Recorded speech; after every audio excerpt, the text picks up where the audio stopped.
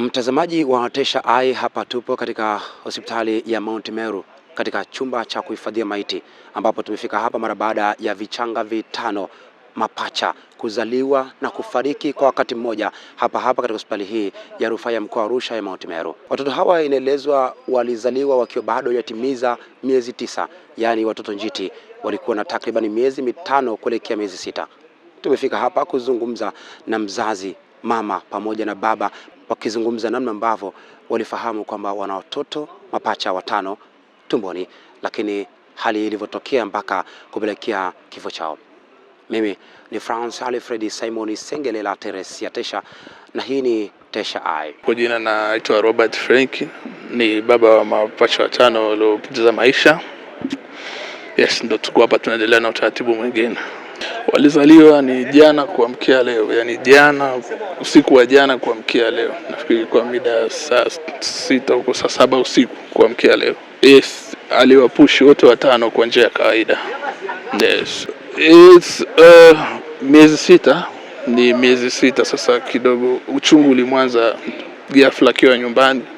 Alikuwa anajisikia maumivu ya kawaida, ambayo maumivu alikuwa tu anaweza kujisikia labda tuseme kiungulia au nini. Lakini kwa siku ya Jumamosi alinipigia simu nikiwa kazini kwamba anajisikia maumivu ambayo sio ya kawaida. Ndio tukachukua hatua ya kutoka na kuwa hiyo hospitalini. Maana hospitalini tuliambiwa tu kukiwa na changamoto yoyote mnaweza kwa haraka mkaja hapa na sisi tutahudumia bila shida yote. Kwa hiyo baada ya kuwa tumefika hapa, madaktari wenyewe walishangaa kwa sababu ulikuwa miezi 6 lakini alikuwa anahisi uchungu wa kujifungua.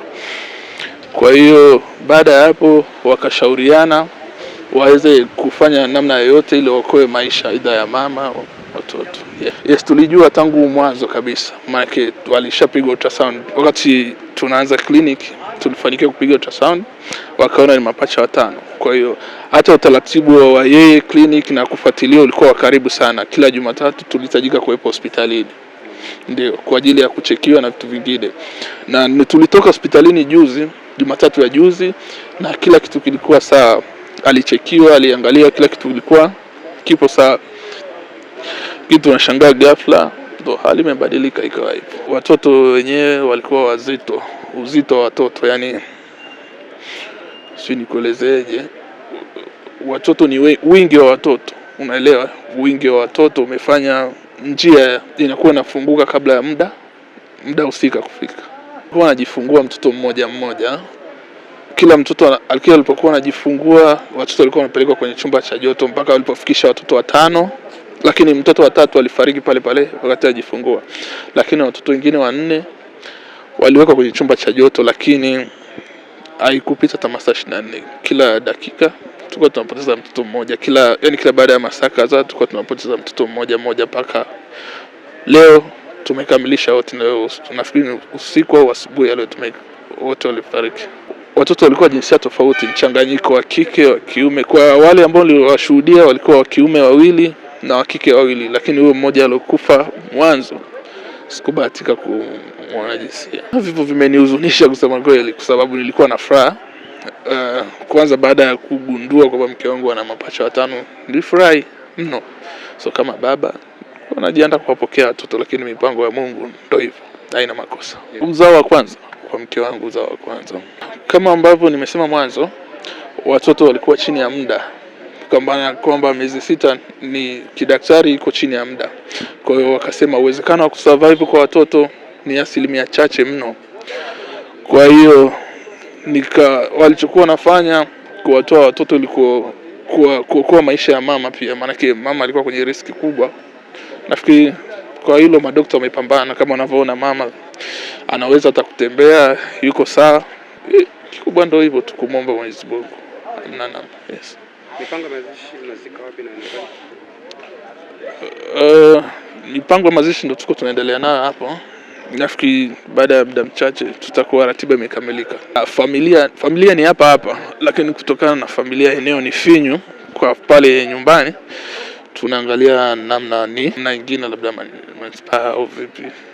Yes, lakini kutokana na tulikuwa tumalize jana, lakini tukiangalia pale tukaona tubadilishe mipango. Yes, ndio tulikuwa tunamalizia kujadili hapa. Nafikiri baada ya muda kile kitu kitakaa sawa. Ni babu wa hawa watoto. Mwali wangu alikuwa mjamzito wa watoto 5. Sasa alivyokuwa nyumbani akajisikia hali ni mbaya, alipoletwa Mount Meru ikawa sasa nyumba imepasuka ile, kwa hiyo ndo ikabidi ajifungua wale watoto ili kunusuru mama na watoto. Na watoto alikuwa chini ya muda miezi 5. Kwani nina wasiwasi kubwa, wajukuu zangu wamepotea, lakini ni mpango wa Mwenyezi Mungu. Mungu akiamua hizi kamzuia. Lazima ukubaliane na hali, kwa sababu utafanyaje sasa? Sababu madaktari hao kweli walikuwa wanaenda naye vizuri, walikuwa wameshampa muda kuja hapa Mount Meru na walikuwa wanamhudumia vizuri, lakini ni hali tu imetokea, basi uzembe utakuwa hamna. Uzembe mimi naweza kusema hamna kabisa. Na sababu kwa sababu ni wadogo tunaweka tofauti, lakini kaburi moja tunaweza kuweka tofauti. Yaani kaburi moja tunaweza kupanga moja kubwa, 1, 2, 3, 4, 5. Rehema. Nilikuwa na ujauzito wa miezi 5 na wiki 2. Ilitokea tu ghafla. Nilikuwa tu nyumbani. Ilipofika saa 1 ndo nikaanza kusikia uchungu. Sikujua kama ni uchungu kwa sababu nakuaga naumwa tu kidogo, lakini nakuwa inakaa sawa. Sasa shangaa ikachanganya, ndo nikamuita mume wangu kwa sababu ndio hospitali nilikuwa natibiwa.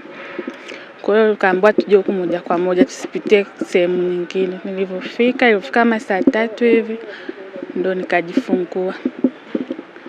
Wameshindwa kushika sababu ni wametoka hai kweli. Mmoja ndo alitoka ameshakufa, hao 4 walikuwa wazima. Walikuwa na hema vizuri, lakini madaktari walishasema tu hawataweza kuishi. Nilivolala hospitali, kesho yake asubuhi nikakuta mmoja ndo amefariki.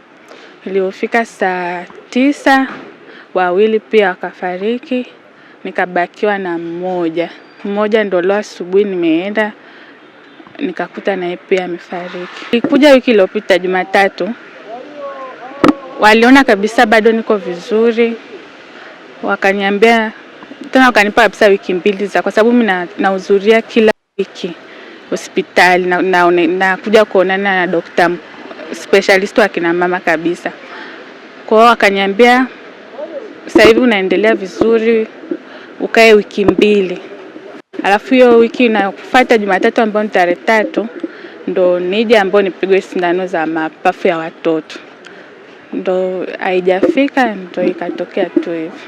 Wanasema hamna sababu, imetokea tu ghafla. Kwanza nilikuwa na mimba mwezi 1.5. Ndio nikiwa Kaloleni. Na watoto umejifungua kwa njia ya kawaida? Nimejifungua kwa njia ya kawaida. 2 wa kiume, 3 wa kike. Imenihuzunisha sana kwa sababu nilikuwa vizuri, nilikuwa sina dalili yote ya kwamba nitapata changamoto. Nilikuwa vizuri. Mpaka ile jioni nilikuwa tu sawa. Nimekuja tu ni kitu cha ghafla, na nilikuwa nimejiandaa vizuri kuwapokea watoto wangu wakiwa wazima, kwa sababu madaktari walikuwa wako karibu na mimi sana na walikuwa wananitia moyo. Nimeniumiza kwa kiasi kikubwa sana, nimeumia sana.